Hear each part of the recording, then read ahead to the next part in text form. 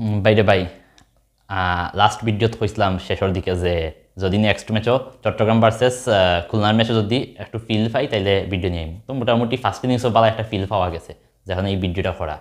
তো এখানে আবার থামনেইলও দিছি যে ক্লার্কি খুলনা এখন সিলেটে, এইটা নিয়ে একটু পরে কই ভিডিওর শেষের দিকে। তার আগে এখন ম্যাচ রিভিউটা আগে দিলাই এই ম্যাচ নিয়ে।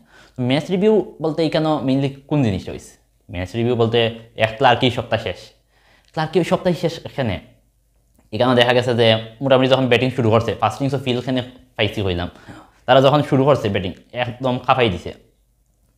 ক্লার্কে 50-101 করে আউট হয়েছে। যখন ক্লার্ক আউট হয়ে গেল তখন গিয়া মোহাম্মদ নওয়াজে তার কারিশমা দেখাই দিছে, কারিশমা দেখাই 3 উইকেট নিছে, কিন্তু ওই সময় এটা স্লো করিয়া 200-র মধ্যে আটকাইছে।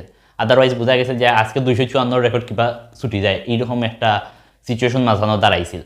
যখন আবার এরা চেজিংও গেল, চেজিংও গিয়ে কী হলো খুলনায় তেমন একটা ভালো স্টার্টিং আনতে পারছে না, স্টার্টিং যদিও আনতে পারছে না, 3টে উইকেট গেছে ফার্স্ট পাওয়ার প্লে গেলেও তারা মোটামুটি 58 রান নিয়ে আইছে।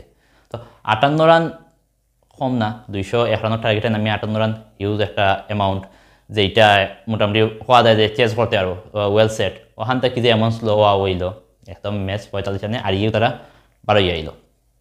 এখন আমি এখানেও ক্লার্কেই খুলনা এখন সিলেটে খেনে হয়েছি, এইটা করার কারণে এখন বর্তমানে খুলনা 6 ম্যাচে 4 পয়েন্ট, সিলেটও 6 ম্যাচে 4 পয়েন্ট, আবার রাজশাহীরও 6 ম্যাচে 4 পয়েন্ট, 4 পয়েন্ট সবর সমান। কিন্তু উপরে এখন গেছে কি চট্টগ্রাম, বরিশাল আর রংপুর, যারা টপ 3 আছে। এরপরে খুলনা, সিলেট, রাজশাহী। নেট রান রেটে এখনও খুলনা আগুয়ে সিলেট হচ্ছে, বাট তেমন নাই এখন মনে হয় ব্যবধান। এগুলো একটা ম্যাচ যদি একটু বড় ব্যবধান সিলেট জিতে যায় তাহলে এটা মোটামুটি একটা সংঘর্ষ হইব। তো খুলনা তারা লাস্ট কিছু ম্যাচ যদি শুধু আড়িয়াদার আর এইরকম যদি তারা বজায় রাখতে পারে তাইলে সিলেটের অপরচুনিটি খালি বাড়ের টপ 4 ঢুকার। আর সিলেটে কী তাহলে এটা দেখার বিষয়, আমরা আবার বুজন রসিক মানুষ, সিলেটি সব বুজন রসিক, আমরা মোটা সুটা সব দেখি প্লেয়ার সব আমরা নিয়ে আইছি আমরা টিমও।